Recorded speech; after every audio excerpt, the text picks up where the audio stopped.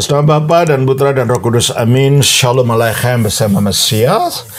Selamat berjumpa lagi saudara dengan saya, Episkop Daniel dari Nikopolis, pendiri dan pemimpin dari Gereja Ortodoks Indonesia. Kita akan melanjutkan acara kita, yaitu membahas lanjutan dari kajian kita dari Injil Yohanes.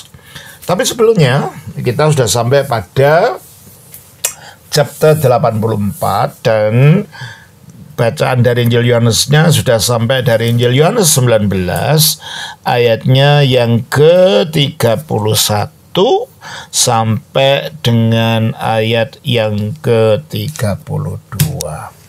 Tapi sebelum kita membahas itu, saya sekali lagi ingin menawarkan apa yang sudah saya tawarkan kemarin.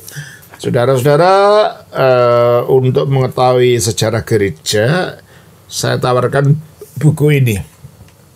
Buku ini menjawab sejarah gereja secara kronologis dengan lengkap. Ya, ada kronologisnya. Di sini ada tahunnya, ya. Patria siapa yang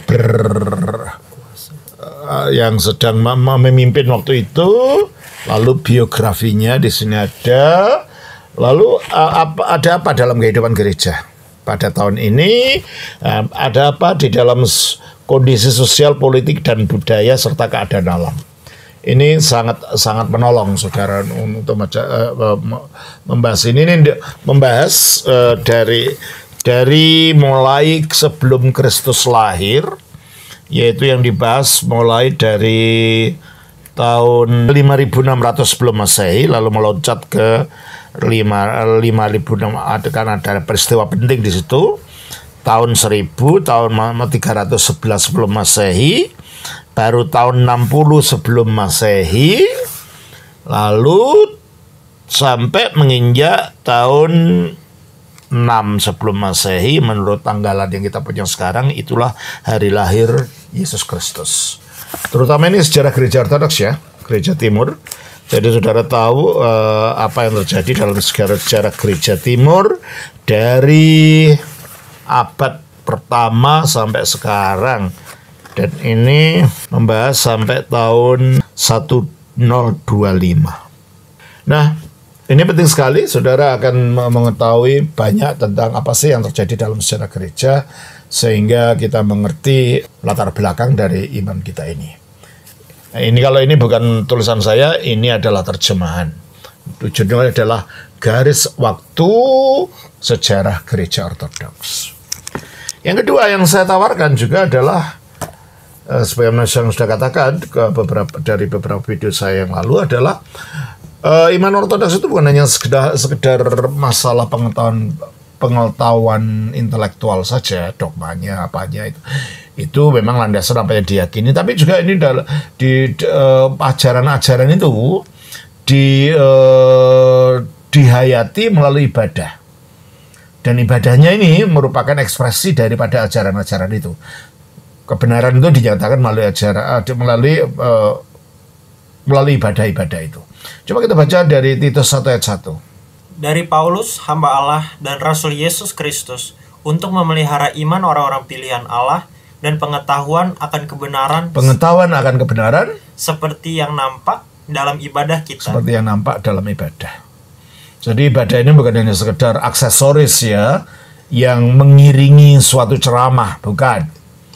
Ibadah ini ada simbol-simbolnya. Nah, di dalam ini ada ibadah-ibadah dan keterangan-keterangannya. Kali ini saya yang tulis. Kitab sembahyang dan doa-doa umat Kristen Ortodoks, dasar Alkitab dan penjelasannya. Nah, di sini akan dijelaskan, saudara, mengapa orang Ortodoks sembahyang pakai sujud, membuat tanda salib, mengapa perempuannya pakai kerudung, memilih ikon, apa bedanya, apa maknanya sunat, dan bagaimana itu digenapi dalam baptisan. Terus mengenai hari Sabat dan hari Minggu, semuanya dijelaskan di sini. Di samping ini ada doa-doanya. Ada doa yang 7 kali sehari, mengikuti pola Nabi Daud seperti yang tertulis dalam Mazmur 119 ayat 164. Ada doa yang mengikuti polanya Nabi Daniel yang tertulis di dalam Daniel pasal 6 ayat 10-11 3 kali sehari. Dan ada macam-macam doa untuk orang sakit, doa peringatan orang yang sudah meninggal, doa mengusir setan, semuanya ada dalam buku ini. Buku ini lengkap. Dan kalau saudara baca ini, saudara mengetahui praktek gereja ortodoks dari dalam, bukan hanya dogmanya dari secara intelektual saja. Nah, ini adalah kitab sembahyang dan doa-doa. Dan yang ketiga adalah mengenai makna simbolis daripada liturgis gereja ortodoks. Jadi teologinya nampak dalam simbol-simbol yang dilakukan di dalam liturgi bunga rampai ibadah gereja ortodoks. Kalau ini juga terjemahan, ya. Jadi 3 buku ini sangat penting sekali saudara untuk memilih, terutama kalau dari umat ortodoks sendiri harus memilihnya, dan terkhusus adalah para koordinator dan pimpinan komunitas ortodoks harus memilih ini. Sebab nanti kalau ditanya orang bisa menjawab. Jadi gak usah lari-lari cari Romo di mana, karena semuanya Romo memang tuliskan itu tujuannya untuk membantu saudara-saudara bisa menjelaskan orang yang ingin mengetahui iman ortodoks. Terima kasih. Jadi bacaan kita dalam pelajaran kita kali ini adalah dari Yohanes pasal yang ke-19 ayat 31 sampai 42 dari pelajaran kita chapter yang ke-84. Mari kita baca. Karena hari itu hari persiapan, dan supaya pada hari Sabat mayat-mayat itu tidak tinggal tergantung pada kayu salib, sebab Sabat itu adalah hari yang besar. Maka datanglah orang-orang Yahudi kepada Pilatus dan meminta kepadanya supaya kaki orang-orang itu dipatahkan dan mayat-mayatnya diturunkan. Maka datanglah prajurit lalu mematahkan kaki orang yang pertama dan kaki orang yang lain yang disalibkan bersama-sama dengan Yesus. Tetapi ketika mereka sampai kepada Yesus dan melihat bahwa ia telah mati, mereka tidak mematahkan kakinya. Tetapi seorang dari antara prajurit itu menikam lambungnya dengan tombak, dan segera mengalir keluar darah dan air. Dan orang yang melihat hal itu sendiri, yang memberikan kesaksian ini dan kesaksiannya benar, dan ia tahu bahwa ia mengatakan kebenaran, supaya kamu juga percaya. Sebab hal itu terjadi supaya genaplah yang tertulis dalam kitab suci, tidak ada tulangnya yang akan dipatahkan. Dan ada pula nas yang mengatakan, mereka akan memandang kepada dia yang telah mereka tikam. Sesudah itu, Yusuf dari Arimatea, ia murid Yesus, tetapi sembunyi-sembunyi karena takut kepada orang-orang Yahudi, meminta kepada Pilatus supaya ia diperbolehkan menurunkan mayat Yesus. Dan Pilatus meluluskan permintaannya itu. Lalu datanglah ia dan menurunkan mayat itu. Juga Nikodemus datang ke situ. Dialah yang mula-mula datang waktu malam kepada Yesus. Ia membawa campuran minyak mur dengan minyak gaharu, kira-kira 50 kati beratnya. Mereka mengambil mayat Yesus, mengapaninya dengan kain lenan, dan membubuhinya dengan rempah-rempah menurut adat orang Yahudi bila menguburkan mayat. Dekat tempat di mana Yesus disalibkan, ada suatu taman, dan dalam taman itu ada suatu kubur baru yang di dalamnya belum pernah dimakamkan seseorang. Karena hari itu hari persiapan orang Yahudi, sedang kubur itu tidak jauh letaknya, maka mereka meletakkan mayat Yesus ke situ. Terima kasih. Karena hari itu hari persiapan, dan supaya pada hari Sabat mayat-mayat itu tidak tinggal tergantung pada kayu salib. Sebab Sabat itu adalah hari yang besar. Maka datanglah orang-orang Yahudi kepada Pilatus dan meminta kepadanya supaya kaki orang-orang itu dipatahkan dan mayat-mayatnya diturunkan. Hari persiapan bahasa Yunaninya berbunyi paraskevi. Dan itulah untuk menyebut hari Jumat yang sampai sekarang di dalam penanggalan Yunani di negara Yunani sana. Jadi kalau mereka menyebut hari Jumat itu Paraskevi, ya. Ya, karena memang itu hari persiapan itu menunjuk kepada hari Rebu, hari Jumat, hari sebelum atau hari persiapan bagi hari Sabat. Dan dikatakan dalam ayat ini, supaya pada hari Sabat mayat-mayat itu tidak tinggal tergantung pada kayu salib. Karena itu hari Sabat, yaitu hari Jumat, supaya pada hari Sabat mayat-mayat itu tergantung, maka apa yang terjadi nanti kita selanjutkan, ya. Praktek normal dari bangsa Romawi dalam memberikan hukuman salib seperti ini adalah untuk meninggalkan orang yang disalibkan, baik laki-laki maupun perempuan, tergantung di atas salib sampai mereka mati. Dan ini bisa memakan waktu berhari-hari untuk itu. Dan kemudian meninggalkan tubuhnya yang membusuk tergantung di sana untuk dimakan burung-burung pemakan bangkai. Tetapi hukum Taurat Musa menekankan bahwa barang siapa dihukum dengan digantung tidak boleh tinggal semalam-malaman digantungan itu. Kita baca dari Ulangan 21 ayat 22 dan 23. Apabila seseorang berbuat dosa yang sepadan dengan hukuman mati, lalu ia dihukum mati, kemudian kau gantung dia pada sebuah tiang. Maka boleh tiang pada sebuah tiang atau kayu yang masih hidup di pohon. Pokoknya digantung pada benda yang terbuat dari kayu. Boleh berbentuk salib, boleh berbentuk kayu kering yang ditinggikan, boleh berbentuk kayu pohon masih hidup, ya. Terus, maka janganlah mayatnya dibiarkan semalam-malaman pada tiang itu, tetapi haruslah engkau menguburkan dia pada hari itu juga, sebab seorang yang digantung terkutuk oleh Allah. Janganlah engkau menajiskan tanah yang diberikan Tuhan Allahmu kepadamu menjadi milik pusakamu. Ya. Jadi menurut hukum Musa, orang yang mati digantung di kayu atau di pohon atau di salib itu orang yang terkutuk dan tidak boleh ditinggalkan semalam-malaman, sebab itu nanti akan menajiskan tanah Israel itu dengan adanya orang yang terkutuk semacam itu, ya. Selanjutnya dikatakan ke dalam ayat ini, agar mayat-mayat itu tidak tergantung di situ, maka datanglah orang-orang Yahudi kepada Pilatus dan meminta kepadanya supaya kaki orang-orang itu dipatahkan dan mayat-mayatnya diturunkan. Mengapa dipatahkan? Agar mempercepat kematian untuk alasan-alasan tertentu. Prajurit-prajurit itu akan menghancurkan kaki dari korban yang disalib itu dengan pentungan besi.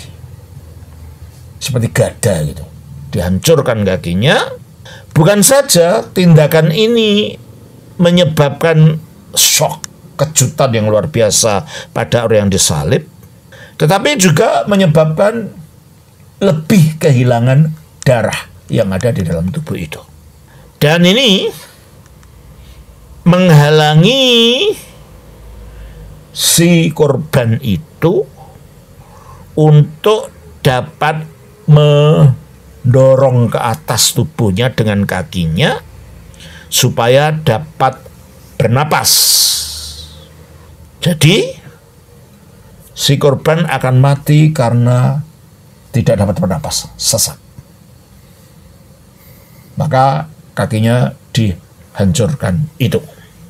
Namun Yesus matinya bukan karena ini. Karena sebelum ini dia sudah mati, dikatakan dia sudah mati. Kita baca dalam Yohanes pasal 19 ayat yang ke-30. Sesudah Yesus meminum anggur asam itu, berkatalah ia, "Sudah selesai." Lalu ia menundukkan kepalanya dan menyerahkan nyawanya. Ia menundukkan nyawanya dan menyerahkan nyawanya. Jadi kematian Yesus ini bukan disebabkan karena paksaan orang Romawi. Karena meskipun Yesus sendiri akhirnya kakinya tidak dihancurkan, namun ayat yang ke-32 mengatakan, maka datanglah prajurit-prajurit lalu mematahkan kaki orang yang pertama dan kaki orang yang lain yang disalibkan. Ya, ini dua penyamun yang disalibkan. Mereka di kakinya diremukkan karena mereka belum mati. Ya. Terus? Tetapi ketika mereka sampai kepada Yesus dan melihat bahwa ia telah mati, mereka tidak mematahkan kakinya. Jadi ia telah mati. Jadi matinya berarti tidak dipaksa oleh siapapun. Yesus memberikan nyawanya secara sukarela.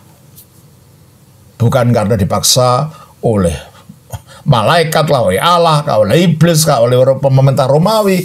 Dia memang menyerahkan nyawanya. Oleh karena itu dia sudah mati sebelum kakinya dihancurkan ini.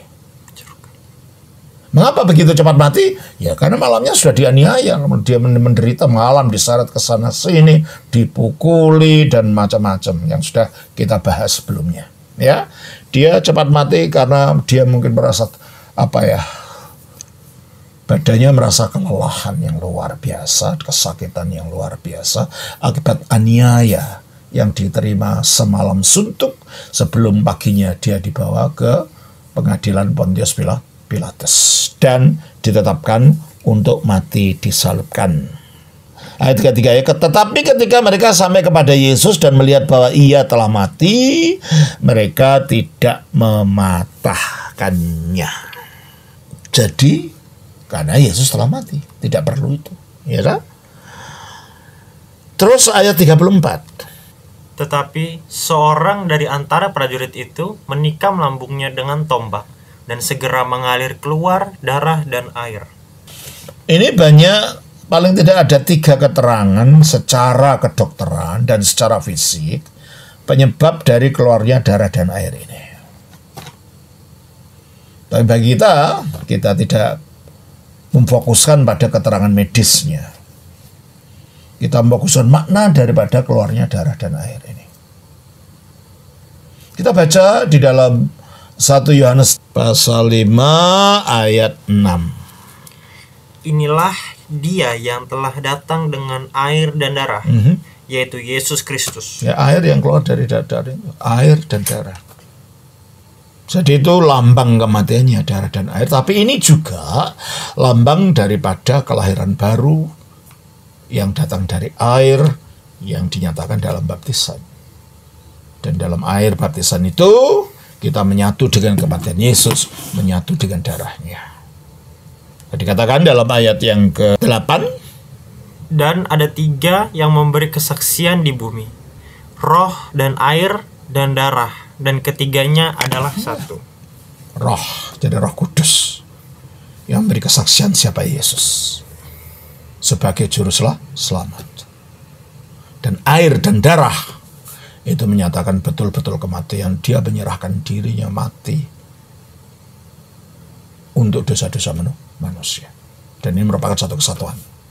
Karya penebusan Kristus dengan mencurahkan darah dan air yang keluar dari lambungnya itu, dan Roh Kudus yang menyaksikan tentang dia, itu merupakan satu kesatuan untuk memahami karya Yesus ini. Ya. Jadi saya ulang lagi dari 1 Yohanes 19 ayat 33. Tetapi ketika mereka sampai kepada Yesus dan bahwa ia telah melihat mereka, atau bahwa ia telah mati, mereka tidak memakatkan kakinya. Karena Yesus telah mati. Di dalam ayat yang telah kita baca dari Injil Yohanes 19 ayat yang ke-30 tadi ya. Jadi kalau gitu Yesus memberikan nyawanya dengan sukarela. Bukan karena dipaksa oleh siapapun. Kita baca dari 1 Yohanes pasal yang ke-10 ayat 17-18. Tidak seorang pun mengambilnya daripada aku. Ya. Tidak seorang pun. Bukan Allah yang mengambil nyawanya itu, kematiannya itu. Bukan iblis yang mengambil. Bukan malaikat yang mengambil. Bukan dosa yang mengambil. Terus? Melainkan aku memberikannya menurut kehendakku sendiri. Ya. Jadi dia memberikan hidupnya secara sukarela, bukan karena dipaksa oleh tentara Romawi dengan diremukkan kakinya itu. Dia menjadi korban yang sukarela demi penebusan manusia. Ya. Ayat yang ke-34 dari Yohanes 19. Tetapi seorang dari antara prajurit itu menikam lambungnya dengan tombak dan segera mengalir keluar darah dan air. Oke. Seorang dari antara prajurit itu. Jadi yang melakukan penyalipan memang bukan orang Yahudi.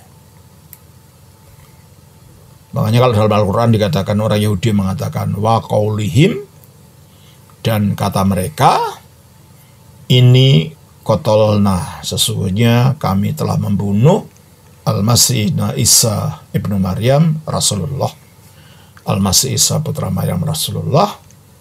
Lalu dibantah oleh Quran, wa ma qataluhu, mereka tidak membunuh dia. Ya iyalah, mereka karena tidak punya hak secara hukum untuk bisa membunuh siapapun, sebab mereka berada di bawah penjajahan Romawi. Yang bisa membunuh adalah bangsa Romawi, dan waktu itu yang memutuskan untuk membunuh Yesus disalib adalah Pontius Pilatus. Jadi yang membunuh memang bukan orang Yahudi, tapi pembunuhan terjadi, penyalipan terjadi, hanya dilakukan oleh Pontius Pilatus.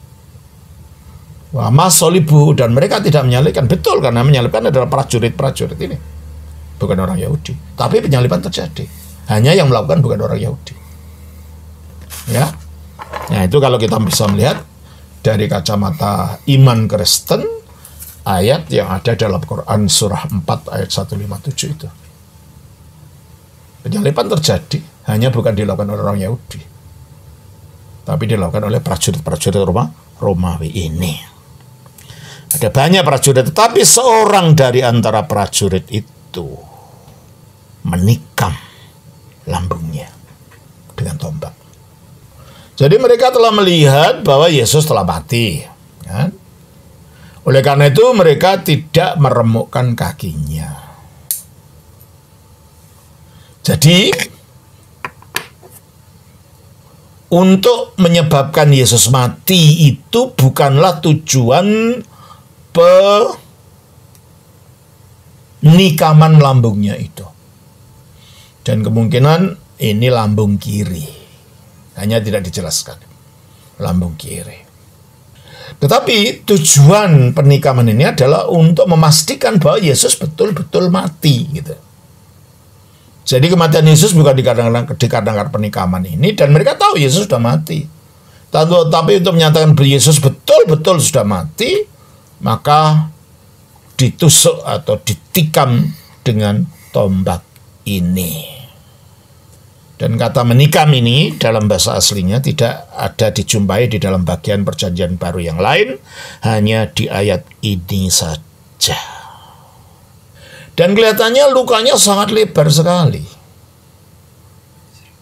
Dan mungkin itu di rongga dada sini atau di jantung bagian bawah. Ditusuk dengan pedang.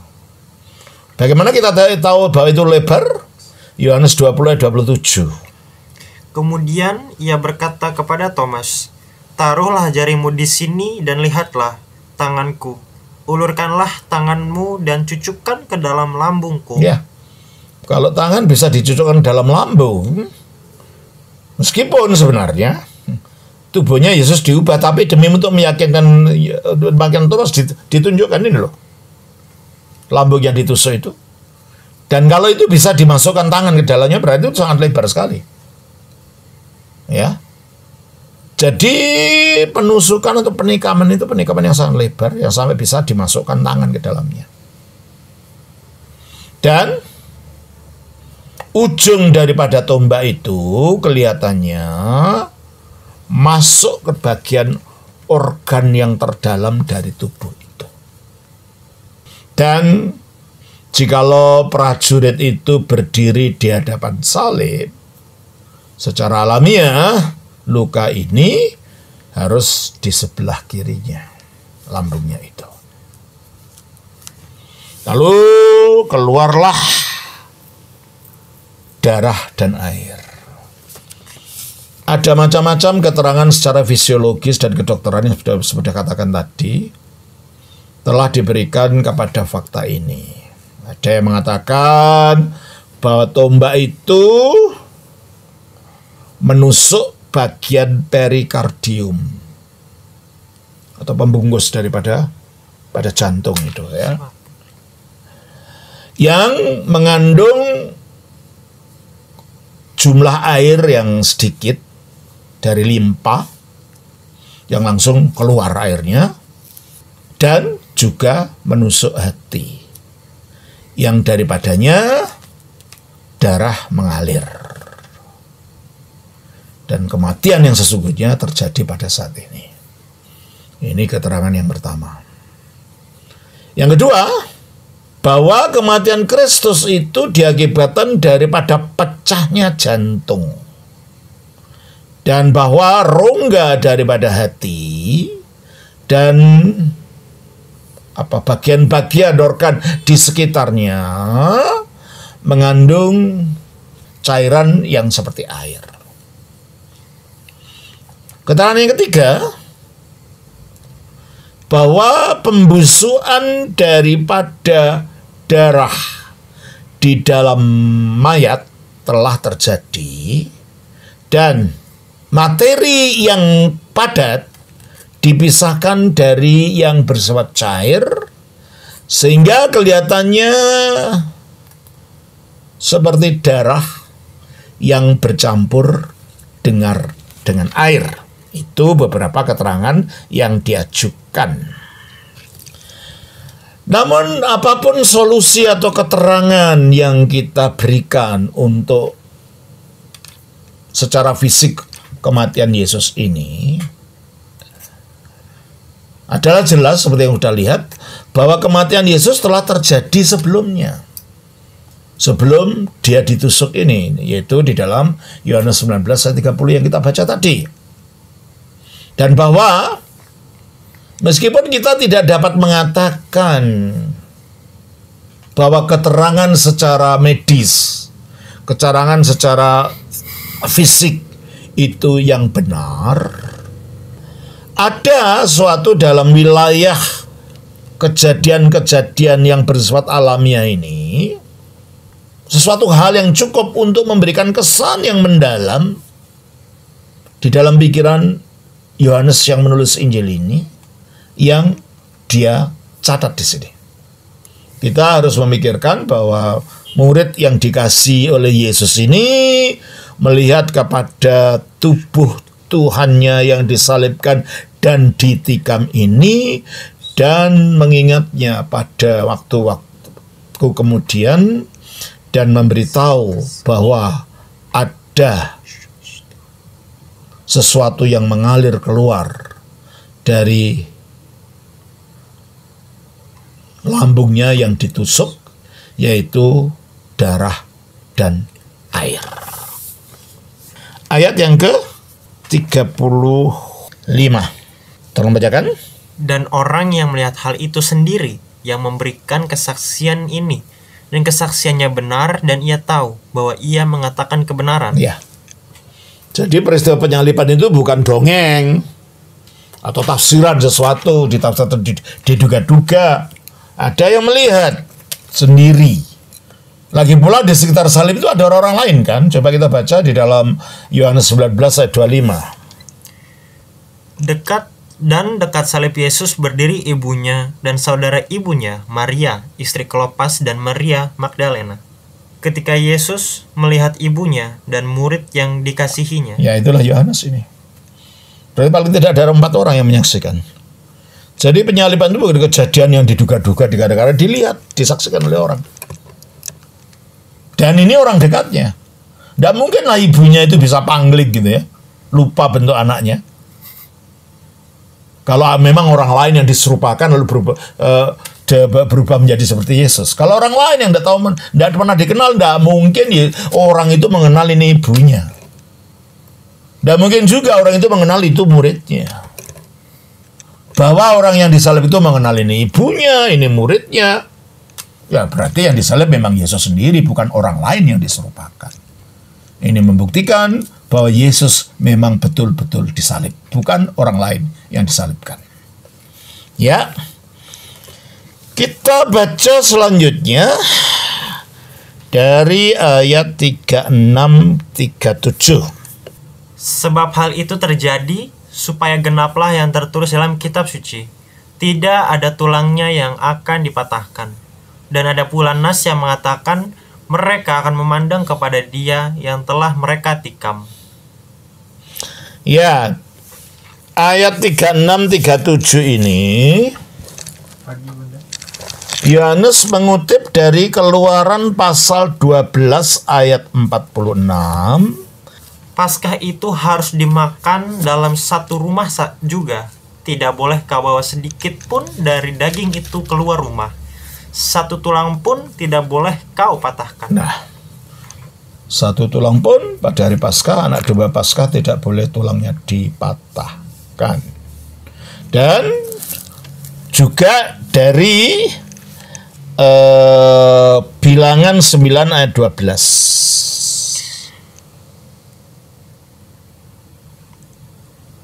Janganlah mereka meninggalkan sebagian daripadanya sampai pagi. Dari satu tulang pun tidak boleh dipatahkan mereka. Ya. Jadi tulang daripada anak domba Paskah tidak boleh dipatahkan. Mengapa Yohanes mengutip itu? Karena kitab suci menyatakan bahwa menggambarkan Yesus itu sebagai anak domba Paskah yang menyingkirkan dosa dunia. Coba kita baca di dalam Yohanes 1 ayat 29. Pada keesokan harinya Yohanes melihat Yesus datang kepadanya, dan ia berkata, "Lihatlah anak domba Allah yang menghapus dosa dunia." Okay. Dan juga kita baca 1 Korintus 5 ayat 7. Buanglah ragi yang lama itu, supaya kamu menjadi adonan yang baru. Sebab kamu memang tidak beragi. Sebab anak domba Paskah kita juga telah disembelih, yaitu Kristus. Ya, anak domba Paskah kita telah disembelih, yaitu Kristus. Jadi penyaliban Kristus itu dilihat sebagai penggenapan nubuat tentang anak domba Paskah. 1 Petrus 1 ayat 19. Melainkan dengan darah yang mahal, yaitu darah Kristus yang sama seperti darah anak domba yang tak bernoda dan tak bercacat. Tuh. Jadi ayat-ayat ini memiliki makna nubuat yang bersifat tipologi bagi Kristus. Kutipan dari ayat 37, coba bacakan. Dari Yohanes 19. Dan ada pula nas yang mengatakan mereka akan memandang kepada Dia yang telah mereka tikam. Ya, memandang maksudnya Yesus yang ditikam itu, disalib itu. Tetapi ayat ini diambil dari Zakaria pasal 12 ayat 10.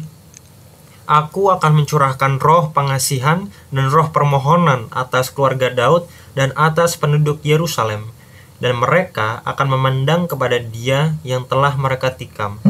Dan akan meratapi Dia seperti orang meratapi anak tunggal. Ya.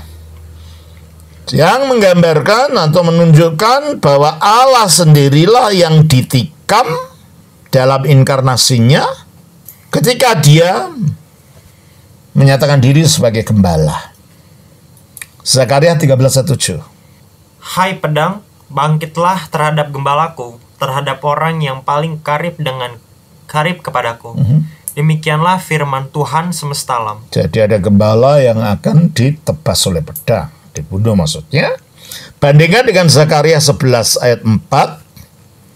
Beginilah firman Tuhan Allahku kepadaku, gembalakanlah domba-domba sembelihan itu.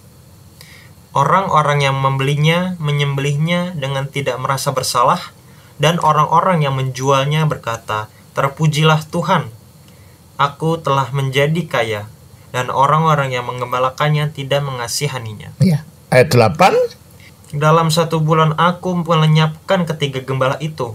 Kemudian aku tidak dapat menahan hati lagi terhadap domba-domba itu. Ya. Jadi gembalanya akan dibunuh. Ayat 9. Lalu aku berkata, aku tidak mau lagi mengembalakan kamu. Yang hendak mati, biarlah mati. Yang hendak lenyap, biarlah lenyap.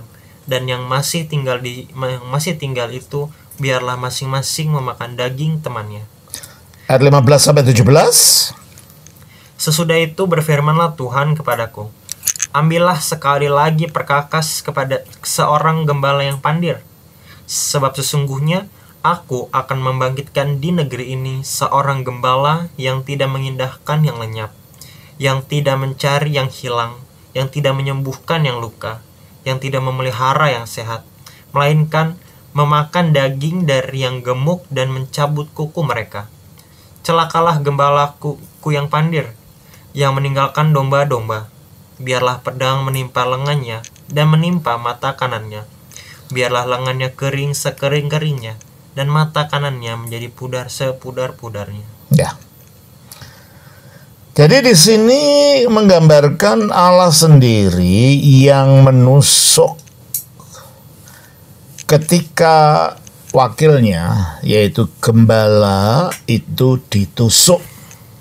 Kesedihan dan kegalauan dari orang Yahudi di dalam pasal kitab Zakaria ini, karena mereka telah melukai gembala miliknya Allah yang merupakan nubuat secara tipologis mengenai datangnya Sang Anak Allah atau Mesias, di mana pada waktu kembalinya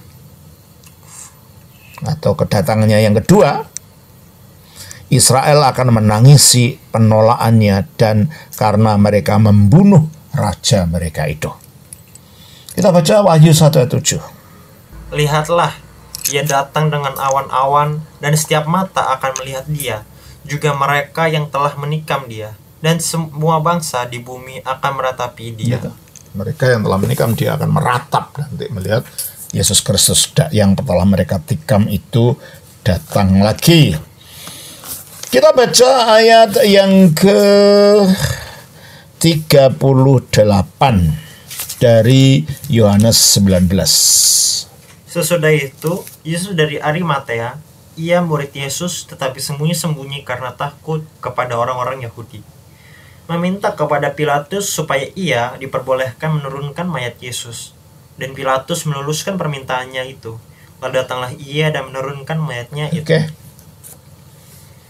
Ini berbicara tentang Yusuf dari Arimatea. Kelihatannya orang ini, Yusuf dari Arimatea itu dapat kita jumpai di keempat Injil, hanya di dalam kaitannya dengan penguburan Yesus. Injil sinoptik, yaitu Injil Matius, Markus, dan Lukas,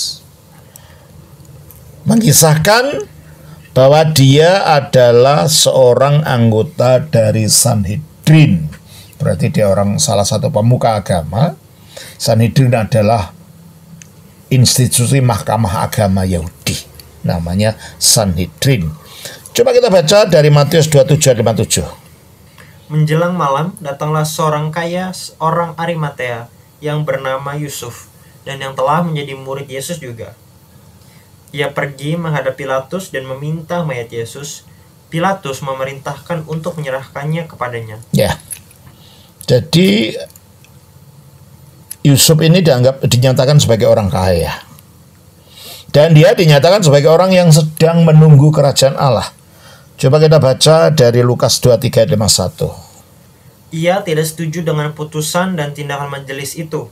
Ia berasal dari majelis mahkamah agama. Berarti dia memang anggota dari mahkamah agama atau Sanhedrin itu. Terus ia tidak setuju dengan keputusan untuk membunuh Yesus. Terus dia berasal dari Arimatea, sebuah kota Yahudi, dan ia menanti-nantikan kerajaan Allah. Ya, dia dikatakan muridnya Yesus ya, tapi itu murid rahasia. Karena dia nggak mau terang-terangan supaya dia takut pada orang Yahudi. Yahudi, ya. Ayat 38 coba baca lagi. Sesudah itu Yusuf dari Arimatea, ia murid Yesus, tetapi sembunyi-sembunyi karena takut kepada orang-orang Yahudi. Dia murid rahasia, murid sembunyi, ya. Nah, Yohanes memperlakukan ide adanya murid-murid yang rahasia ini secara negatif. Coba kita lihat dari pasal 2 ayat 40, pasal 12 ayat 42-43 dari Yohanes. Namun banyak juga di antara pemimpin yang percaya kepadanya, tetapi karena orang Farisi, mereka tidak mengakuinya berterus terang supaya mereka jangan dikucilkan. Sebab mereka lebih suka akan kehormatan manusia daripada kehormatan Allah. Diberi komentar yang negatif. Mereka menghormati manusia daripada Allah. Yohanes tidak senang. Kalau kamu jadi murid, jadilah murid. Karena Yohanes sendiri kelihatannya bagian dari Sanhedrin. Entah apa itu, bagian apa di situ. Karena dia bisa bertemu dengan orang Sanhedrin waktu Yesus ditangkap itu. Tetapi karena Yusuf dari Arimatea ini secara terang-terangan mengambil risiko mempertaruhkan reputasinya, bahkan hidupnya, sehingga dia datang ke Pilatus tadi, di dalam meminta tubuhnya Yesus, maka Yohanes menggambarkan dia di dalam terang yang lebih positif. Ayat 39 dari Injil Yohanes 19. Juga Nikodemus datang ke situ. Dialah yang mula-mula datang waktu malam kepada Yesus. Ia membawa campuran minyak mur dengan minyak gaharu, kira-kira 50 kati beratnya. Nikodemus adalah salah seorang anggota Sanhedrin yang datang malam-malam kepada Yesus karena takut pada orang Yahudi, juga di dalam Injil Yohanes 3, ya. Dan dia datang untuk membawa campuran rempah-rempah dari mur dan juga dari wangi-wangian yang orang Yahudi menumbuknya menjadi bubuk dan menjadikan satu dengan minyak zaitun dan kayu cendana, kayu wangi, kayu gaharu dicampur jadi satu, lalu digunakan sebagai wangi-wangian. Ini resep yang sama yang digunakan untuk membuat minyak krisma kita di dalam gereja Ortodoks, yang digunakan untuk mengurapi. Jadi minyaknya dari minyak zaitun dicampur resep itu, diolah dalam doa pada waktu hari Kemis Kudus sore setiap tahunnya. Lalu ini dari pusat, di mana terserah yurisdiksinya apa gerejanya. Kalau dari Moskow, ya Moskow ke seluruh di dunia di mana gereja Rusia ada. Kalau itu Konstantinopel, ya begitu kepada seluruh dunia di mana gereja yang di bawah Konstantinopel ada. Kalau kita dari gereja Ortodoks Yunani Sejati, kita nanti menerimanya dari Athena, yang disebarkan kemana-mana melalui minyak ini. Tetapi yang dilakukan oleh orang Yahudi ketika memberi rempah-rempah pada mayat itu, bukannya mereka itu membalsem, ya, seperti orang Mesir, di mana orang-orang mati dijadikan mumi, dibalsem supaya tubuhnya tidak membusuk. Ini bukan untuk membalsem, tetapi prosedur atau cara untuk mengalahkan bau busuk yang berasal dari pembusukan tubuh. Jadi rekan-rekan, mayatnya tidak berbau, ya, karena diberi rempah-rempah ini. Kita baca ayat 40. Mereka mengambil mayat Yesus, mengapaninya dengan kain lenan dan membubuhinya dengan rempah-rempah. Jadi kain lenan dibubuhi rempah-rempah. Jadi diratakan itu di kain lenan itu, lalu di kain kafan itu, lalu dibungkuslah tubuhnya itu, ya. Nah, kemudian orang tanya, kok Yesus dimasukkan kalau mengubur di kain lenan, kok orang Kristen melakukannya di peti? Kita di Ortodoks ada kain lenanya ya, kalau di Ortodoks. Tapi juga pakai peti sekalian, karena peti itu juga ada dalam Alkitab. Coba kita di dalam Kejadian. Kejadian pasalnya yang ke-50. Ayatnya 26. Kemudian matilah Yusuf berumur 110 tahun. Mayatnya dirempah-rempahi dan ditaruh dalam peti mati di Mesir. Gitu. Jadi kalau ada orang batal, karena itu kamu tidak mengikuti ajarannya Yesus, karena kamu mati tidak dikafani. Loh, kami mengikuti Alkitab, karena dalam Alkitab peti juga boleh, dikafani juga boleh. Di Ortodoks dua-duanya dilakukan setelah dikafani, lalu dimasukkan ke dalam peti. Ya, terus ayat yang ke 41-42. Dekat tempat di mana Yesus disalibkan ada suatu taman, dan dalam taman itu ada suatu kubur baru yang di dalamnya belum pernah dimakamkan seseorang. Karena hari itu hari persiapan orang Yahudi, sedang kubur itu tidak jauh letaknya, maka mereka meletakkan mayat Yesus ke situ. Ya. Hanya Yohanes yang mengisahkan bahwa kuburan itu dekat tempat di mana Yesus disalib. Karena hari Sabat itu ada larangan. Orang tidak boleh bekerja. Dan pada waktu itu harinya sudah hampir jam 6. Jam 6 sore. Maka mereka tidak boleh mengubur terlalu jauh, jalannya tidak boleh. Oleh karena itu dicarilah kuburan yang dekat dengan tempat penyaliban. Yohanes tidak menyebutkan bahwa Yusuf dari Arimatia itu yang menggulingkan batu untuk menutupi goa mulut kuburan ini, atau bahwa Maria Magdalena dan Maria ibu Yoses melihat di mana dia diletakkan. Matius 27 ayat 58 sampai 61. Ia pergi menghadap Pilatus dan meminta mayat Yesus. Pilatus memerintahkan untuk menyerahkannya kepadanya.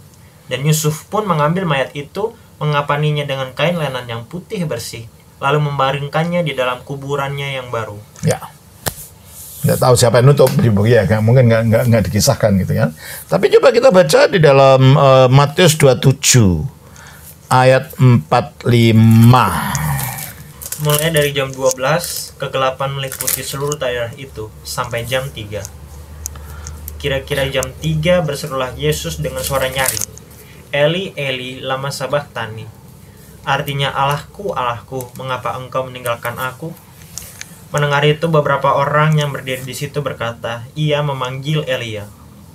Dan segeralah datang seorang dari mereka. Jadi sudah saya jelaskan maknanya Eli bukan Yesus itu merasa panik mati, bukan.